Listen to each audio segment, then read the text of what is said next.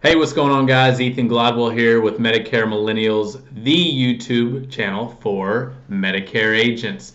Got a very good one for you guys today. I'm going to try and make it quick, like I always say, and I never manage to get it done. But this one is for folks that are having a hard time with folks canceling policies, folks not taking out policies, or even being able to close. And so today I want to kind of go over a few of the tips that I use day in and day out when I still out there in the field producing that really hold on and that really allowed that business to stick, because there's nothing more frustrating than selling a policy and that first withdrawal date, it's NSF, or they cancel before it ever gets there, or they call you and cancel the day after, little things like that.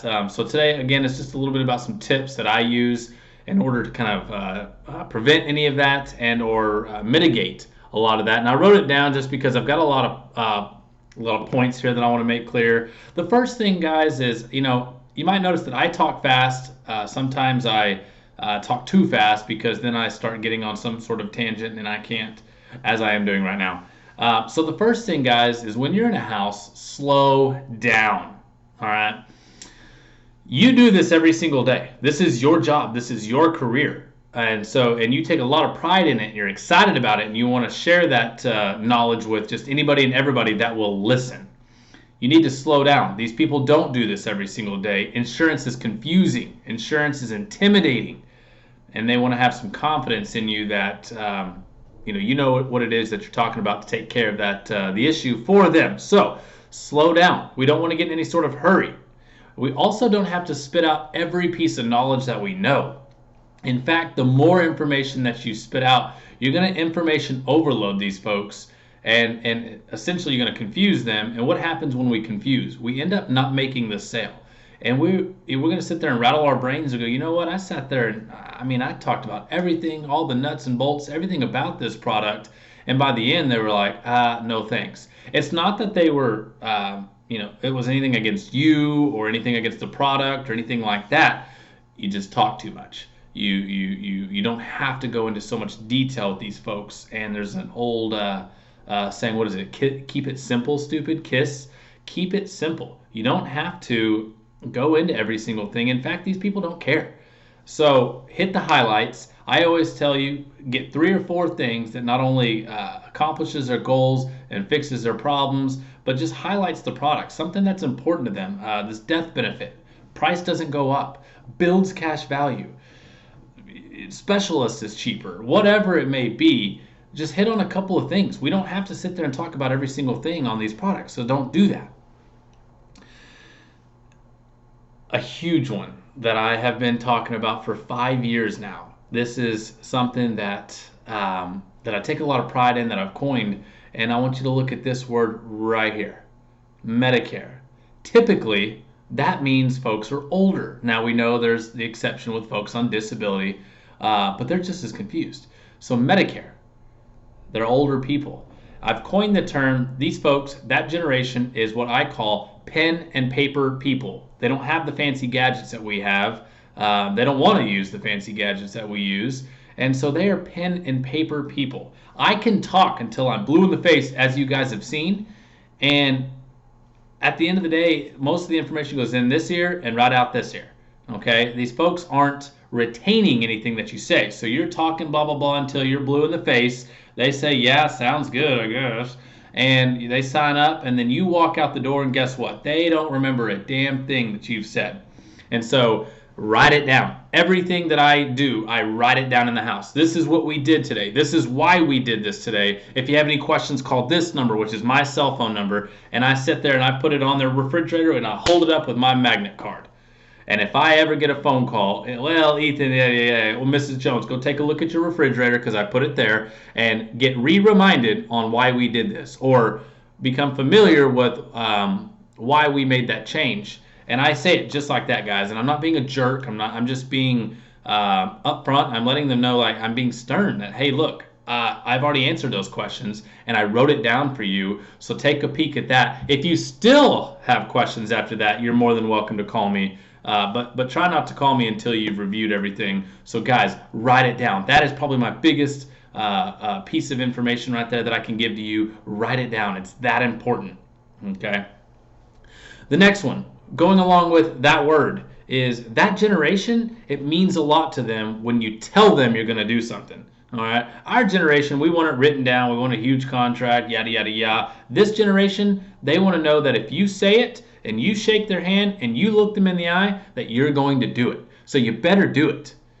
I don't care what it costs. I don't care if you're sitting down eating dinner with the family and you remember that you had to do something. You better do it. All right. It's that important to me that if you say you're going to do something, you do it. And I know that it's important to that generation as well. So make sure whatever you say, do it. All right. And then another one is follow up. Follow up on people. I would rather, especially when I was selling final expense, I would rather that person tell me the day after I submitted the application that they're confused, that they have questions, that they're uncertain, that they don't want the policy. I'd rather have it done right then and there. That way I can either get in front of them and remind them why we're doing it, resell it, whatever it needs to do before I get paid on it, and then I have to get a charge back, and then I've got to sit there and worry about getting in front of the client again, yada, yada. No. Follow up. I always used to, after I sold a policy, and I still do this with Medicare, I'd sell the policy on a Wednesday. Thursday morning, I'm calling them and I'm saying, hey, Mrs. Jones, I didn't forget anything. I didn't miss anything. I got that application submitted. Give me a couple of more days before I get the approval. And as soon as I get it, as soon as I've got that green light, I will be calling you and letting you know. And then at that point, you will then receive a policy in the mail. And when you get that, it's your job to give me a call. Sound fair?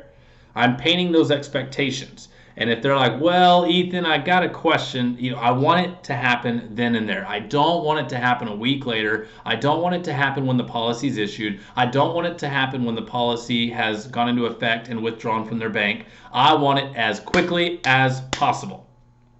Get in front of it, guys. Play offense. I used to play defense. I would get that check and I would just run out the door. And I would never talk to these people again. I was scared that if I called them, even with good news, that they would cancel. And I know you guys can relate because I've talked to a lot of agents that feel the same way. So play offense. It's super important, and it's going to make the world a difference. So get in front of it. If there's a problem, you will thank yourself later. And guys, when you do that follow-up after a few days, that's a great time to ask for referrals for whatever it is that you're selling.